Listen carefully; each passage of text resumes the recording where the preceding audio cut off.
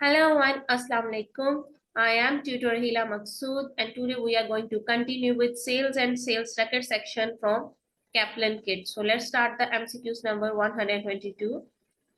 Avalon gives his customer individual trade discount from the list price. Avalon अपने customers को trade discount offer करता है list price पे and a general 5% cash discount. 5% का cash discount offer करता है for all invoices settled within 7 days of issue. Invoice date के within 7 days के अंदर अगर आप पेमेंट कर देते हैं एवलन को तो एवलन 5% का कैश डिस्काउंट ऑफर करेगा.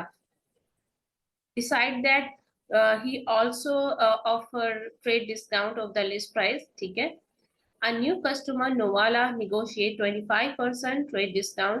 Novala को जो है 25% का ट्रेड डिस्काउंट जो है दिया गया है. This transaction during June were उसके साथ जो ट्रांसैक्शंस थी वो गिवन बिलो है हमारे पास जून की 12, 15 एंड 16 जून को ट्रांसैक्शन हुई है. 12 जून को जो है बायर्स 5000 की लिस्ट प्राइस पे गुड्स बाय की गई है नोवाला ने एवलन से. Returns good with the 1000 list price as faulty. 1000 की जो है ये नोवाला ने सेल्स रिटर्न की है और एवलन के लिए परचेज रिटर्न. नोवाला ने परचेज रिटर्न की है और एवलन के लिए सेल्स रिटर्न हुई है. Pay half of the net balance on इस अकाउंट. नोवाला ने हाफ ऑफ द बैलेंस जो नेट था वो पे कर दिया. How much Novala does owe Avalon at the end of the June. Okay, Novala ने एवलन को कितना पे करना है at the end of the June, उसका नेट बैलेंस क्या आ रहा है. तो स्टार्ट करते हैं. बिस्मिल्लाह. ओके, सो 5000 जो है हमारे पास लिस्ट प्राइस है.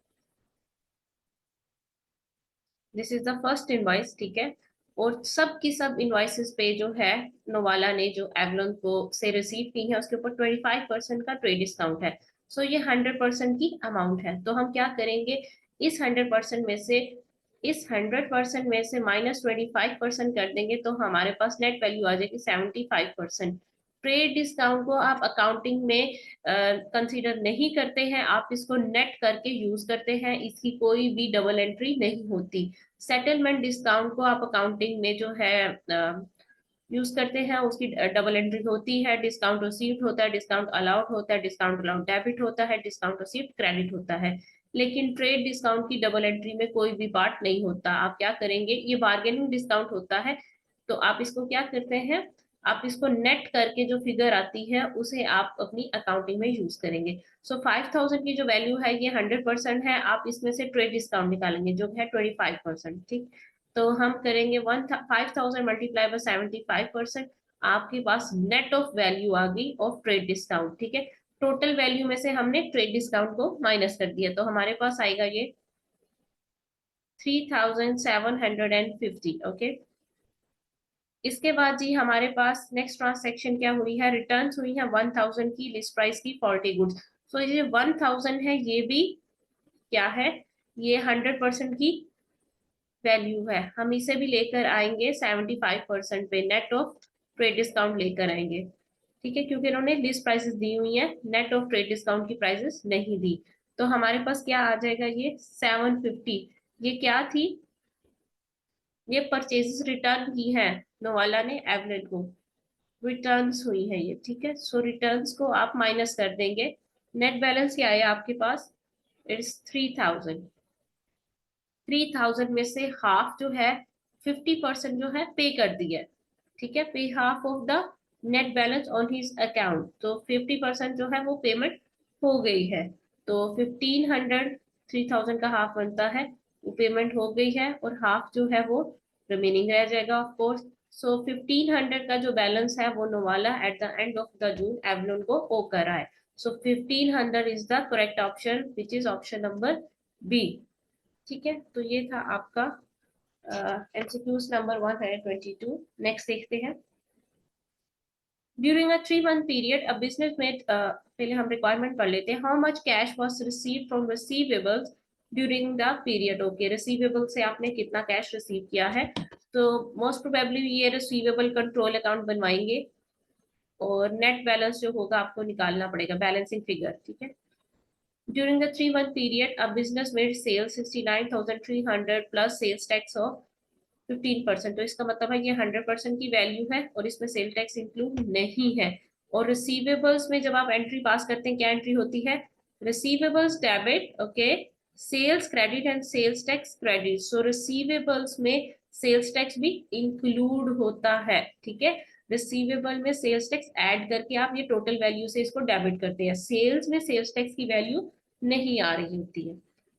सो 69,200 की जो सेल्स हुई है 3 मंथ्स में, इसमें जो है सेल्स टैक्स आपको ऐड करेंगे, सेल्स की फिगर है, तभी आप रिसीवेबल के अकाउंट में इसको डाल सकेंगे। रिसीवेबल के अकाउंट में ब्रॉड फॉरवर्ड जो होता है डेबिट साइड पे आता है, और कैरी फॉरवर्ड जो होता है वो क्रेडिट साइड पे फॉल कर रहा होता है। यहाँ टोटल्स आते हैं, यहाँ हम लिख लेते हैं रिसीवेबल कंट्रोल अकाउंट, ठीक है।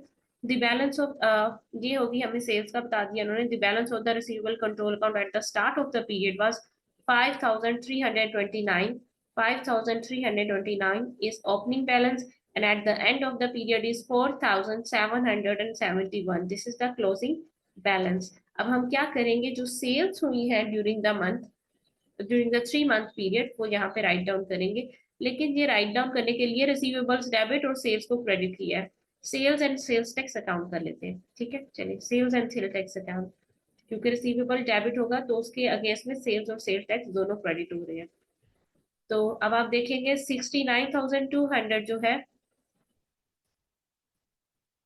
एंट्री में देख लेते हैं, इसको डिवाइड करेंगे, 69,200 को आप डिवाइड करेंगे 100% पे, और मल्टीप्लाई करेंगे 115 से, ठीक है, 158% से, तो आपके पास इंक्लूडिंग सेल्स टैक्स की वैल्यू आ जाएगी। हमने पढ़ा था जब हमने ये चैप्टर किए थे, जब आप इनके लेक्चर्स देखेंगे तो आप क्या करते हैं, given value divide by given value percentage multiply by required value percentage. और आपको कौन सी परसेंटेज चाहिए है, कौन सी वैल्यू चाहिए है, आपको इंक्लूडिंग सेल्स टैक्स वाली वैल्यू चाहिए है। तो आंसर क्या आएगा, इट्स 29,580, ठीक है। ये आ गई आपकी रिसीवेबल की वैल्यू 29,580, ठीक।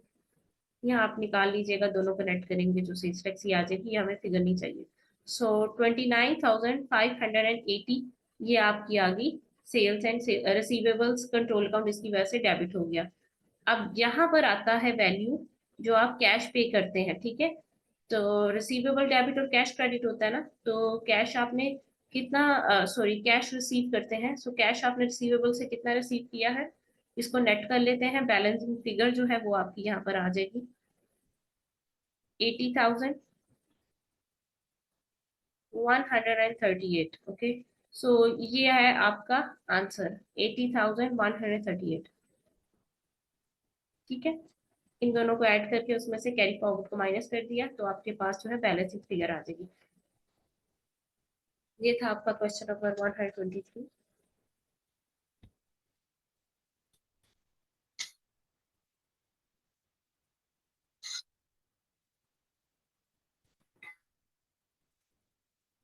Settlement discount allowed on invoiced amounts are normally posted to the personal ledger from which book of prime entry.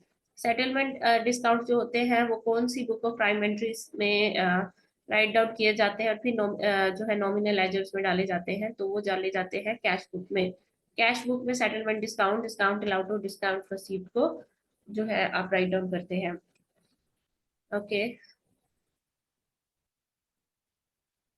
125. How much sale tax is paid to the taxation authority by each party to the transaction? Okay. कितना जो sale tax है वो taxation authority को pay किया जाएगा हर एक party की वजह से। यहाँ पे मल्टीपल पार्टीज होंगी। Victoria sales materials to Frosser for 240 plus sales tax, ये 100% है, सेल्स टैक्स इसमें ऐड नहीं है। फ्रॉसर मैन्युफैक्चर फ्रॉम, विक्टोरिया ने फ्रॉसर को 240 की सेल्स की है, इसमें सेल्स टैक्स ऐड होगा, ठीक है। फ्रॉसर ने इस मटेरियल से जो है गुड्स बनाई है और वो सेल की है एक कस्टमर को, हेलन को, और 360 प्लस सेल्स टैक्स, ये भी 100% है, इसमें सेल्स टैक्स इंक्लूड नहीं है। Victorian Frossers are sales tax registered traders and the goods rate of sales tax is 17.5। 17.5 जो है सेल्स टैक्स का रेट है, और विक्टोरिया एंड फ्रॉसर जो है सेल्स टैक्स रजिस्टर्ड फर्म्स है, इसका मतलब है ये सेल्स टैक्स पे करेंगे। तो दो पार्टीज हमारे पास, V Victoria and Frosser, fee F. So हम निकालेंगे आउटपुट टैक्स और इनपुट टैक्स इन दोनों के, और इनको नेट करेंगे, और जो वैल्यू आएगी वो आप देखेंगे कि रिक्लेम हो, जो पे होगी टैक्सेशन अथॉरिटी को या रिक्लेम होगी। अगर आउटपुट टैक्स ज्यादा होगा तो पे होगी, अगर इनपुट टैक्स ज्यादा होगा तो रिक्लेम होगी। तो पहले हम विक्टोरिया का देख लेते हैं, फिर प्रोसेस का देख लेते हैं। Output tax, input tax, output tax, input tax, ठीक है। विक्टोरिया, अच्छा जी, 240, सो 240 डिवाइडेड बाय 100 इंटू 17.5%, ओके। हमारे पास वैल्यू आएगी 42, ठीक है। तो विक्टोरिया ने फ्रॉस्टर को इतने में सेल्स किया है। विक्टोरिया में खरीदी कितने की थी वो नहीं बताया हुआ, ठीक है। तो हम इसको जीरो अज्यूम कर रहे हैं, नील कर रहे हैं, ठीक है। विक्टोरिया ने ये जो मटीरियल, रॉ मटेरियल खरीदा कितने था ये नहीं बताया, फ्रॉस्टर को जो है 240 पे सेल कर रहे हैं। तो हमारे पास जो है नेट टैक्स आ गया है विक्टोरिया का 42। अब फ्रॉस्टर पे देखते हैं। अच्छा, विक्टोरिया ने सेल की है फ्रॉस्टर को 240 पे, तो फ्रॉस्टर ने परचेज कितने पे की होंगी, 240 पे। तो विक्टोरिया का आउटपुट टैक्स फ्रॉस्टर का इनपुट टैक्स हो जाएगा, ठीक है। सो 42 यहाँ पर आ जाएगा। जो विक्टोरिया ने फ्रॉस्टर को सेल किया ना, तो विक्टोरिया ने जो सेल्स टैक्स होगा फ्रॉस्टर के लिए वो इनपुट टैक्स हो जाएगा, सही है। विक्टोरिया की सेल्स प्राइस फ्रॉस्टर के लिए परचेज वैल्यू होगी, क्योंकि फ्रॉस्टर ने उसी वैल्यू पे 240 पे बाय किया है। तो मैं कैलकुलेशन दोबारा नहीं कर रही, बस ये राइट डाउन कर रही हूँ। ये इनपुट टैक्स है। अब सेल्स टैक्स निकालते हैं। आगे फ्रॉस्टर ने हेलन को सेल्स किया है 360 पे, $360। ओके, ये भी 100 है, 100% है, और इसको करेंगे 17.5%, तो हमारे पास वैल्यू आएगी it's 63, and 63 net of 42 give us the value of 21। सो 21 जो है फ्रासर का टैक्स है, क्योंकि आउटपुट टैक्स ज्यादा आया तो ये टैक्स पेएबल है, ये भी टैक्स पेएबल है। अगर इनपुट टैक्स ज्यादा होता तो हम कहते हैं ये रिक्लेमेबल है, ठीक। तो पेएबल ही है, तो विक्टोरिया 42 और फ्रासर 21, 42 and Fraser 21. So option C is the correct option.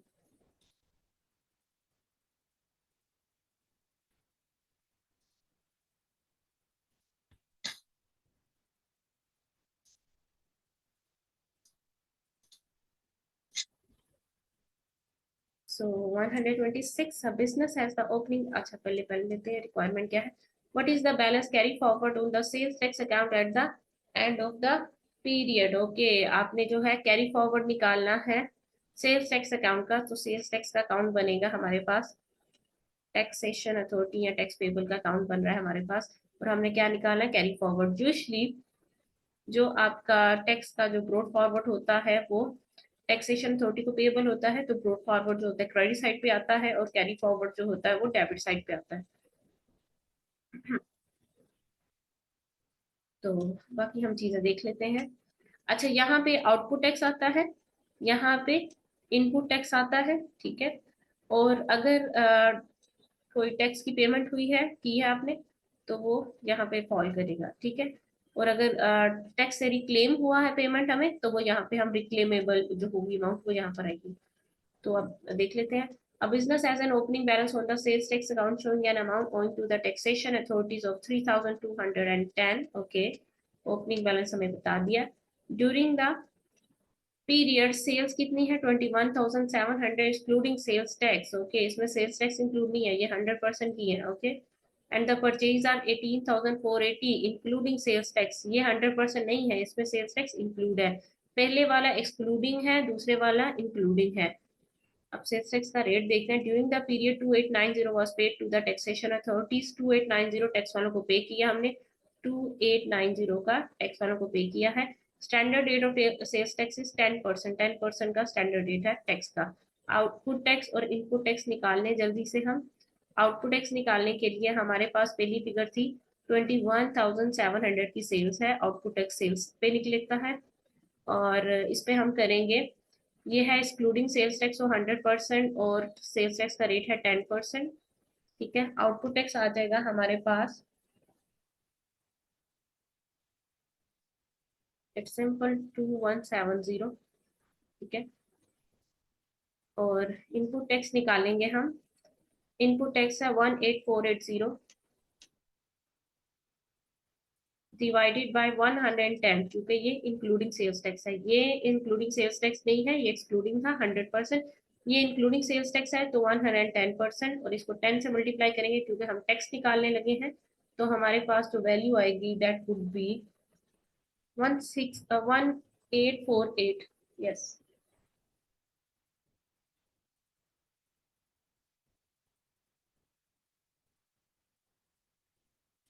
ठीक है। तो इसको हम आउटपुट टैक्स और इनपुट टैक्स हमारे पास आ गए। सो 2170 और इनपुट टैक्स है 1848। ठीक। सो कैरी फॉरवर्ड हमारे पास क्या आएगा, इन दोनों को ऐड करके इन दोनों में से ये नेट कर लेते हैं।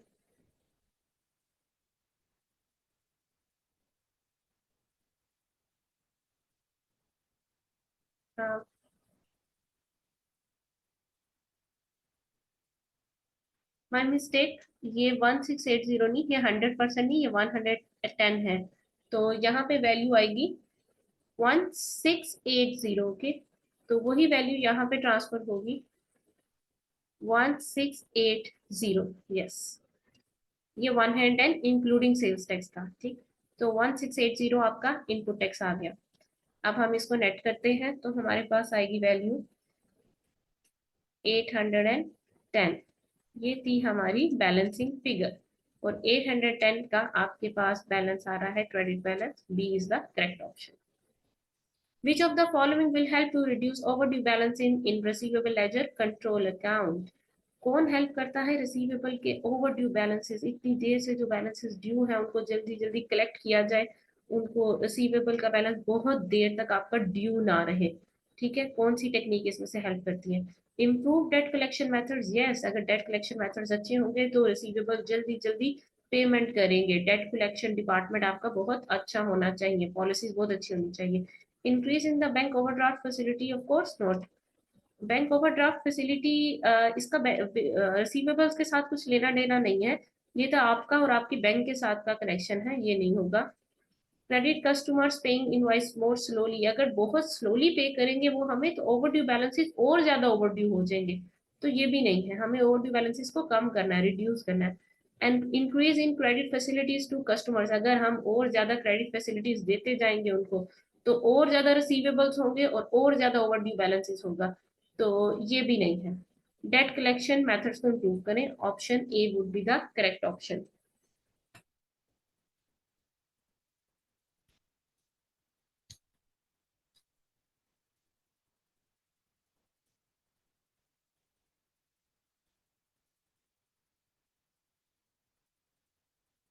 So 128, how much Charles paid to the tax authorities in respect of these two transactions? Okay, tax authorities को हमें टैक्स का अकाउंट बनाना पड़ेगा। क्या पे करेंगे हम? दो ही ट्रांसैक्शन है, चार्ल्स और गुड्स 1200। ओके, सेल्स की है 1200 की एंड बोथ गुड्स 810 की। Both transaction included sales tax at 20% and the price given. हम सिंपल कर लेते हैं, output tax input tax, net tax निकालना है ना आपने। तो आउटपुट टैक्स है आपके पास 1200 का है, और इनपुट जो सेल्स है आपके पास 1200 की है, और जो परचेजिंग है वो आपके पास 810 की है। दोनों ही सेल्स टैक्स में इंक्लूड कर रही है 20% को, जो 120% is the given rate. Okay, multiply करना है आपने 20%, दोनों का सेल्स टैक्स वैल्यू निकालनी है, तो आपके पास आ जाएगा 200, 135। नेट वैल्यू क्या होगी आपकी 65। ठीक है, so 65 B is the correct option.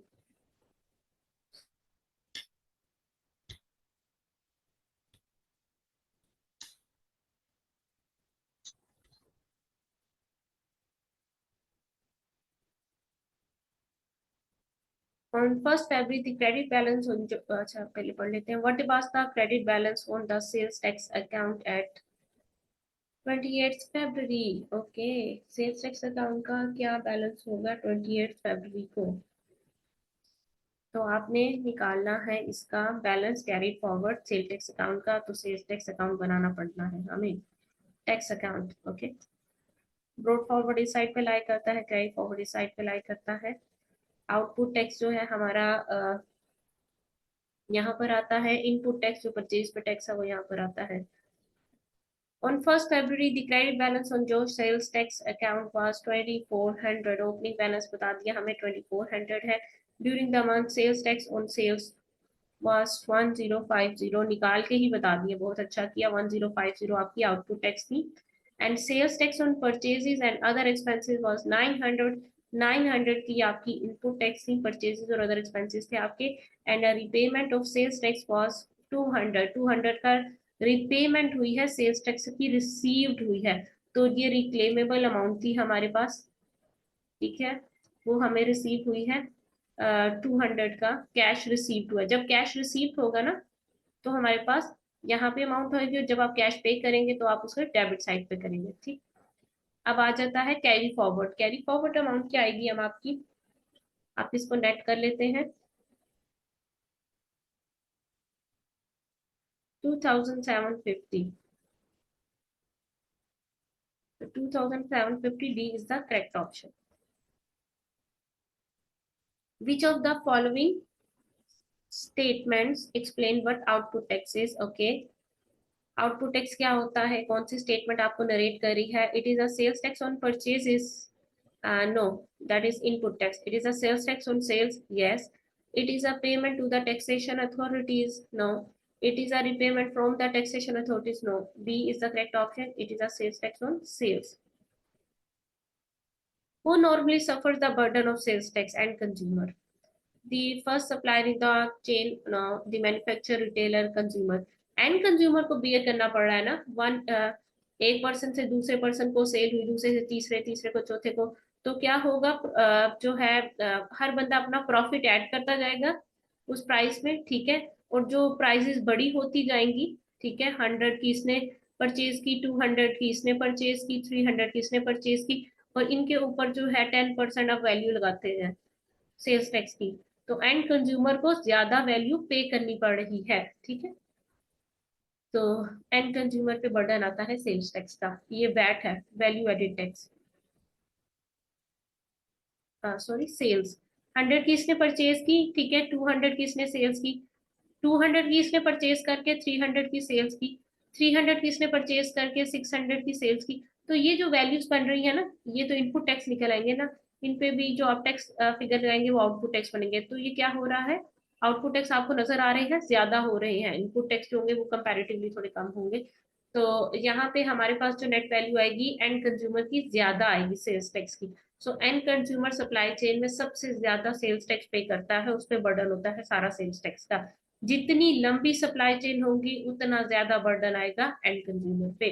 ठीक है, तो ये था आपका एमसीक्यूज नंबर 131। इसके बाद के जो एमसीक्यूज है वो हम इंशाल्लाह नेक्स्ट वीडियो में कवर करेंगे। अच्छे से एक दफा आप खुद भी रिवाइज कर लें, खुद भी अटेम्प्ट करें, ताकि आपके कंसेप्ट अच्छे से क्लियर होते जाए। That's all for today.